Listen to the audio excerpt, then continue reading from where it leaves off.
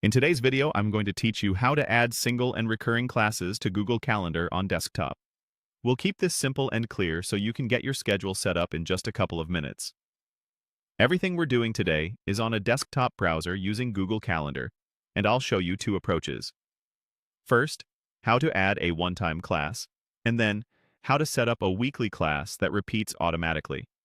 Start by opening Google Calendar in your desktop browser. Once your calendar is visible, find the date and time when your class will happen and click directly on that spot. This opens a quick event window. To make sure you can fill in all the important details, click More Options. You'll now see the full event page where you can enter everything neatly. Add a clear, descriptive title, such as Math 101, so you can recognize it at a glance. Next, confirm the time and date fields reflect exactly when the class starts and ends. If you notice the wrong time, adjust it here so it appears correctly on your schedule.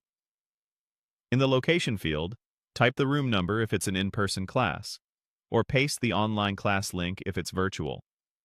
This makes it easy to jump into the right place when class begins. When everything looks good, click Save. That's it.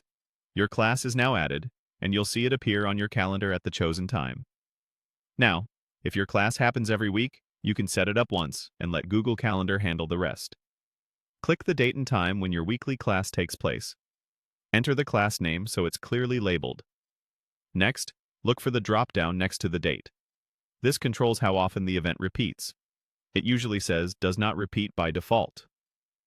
Click that drop-down and change it to weekly on the day of your class.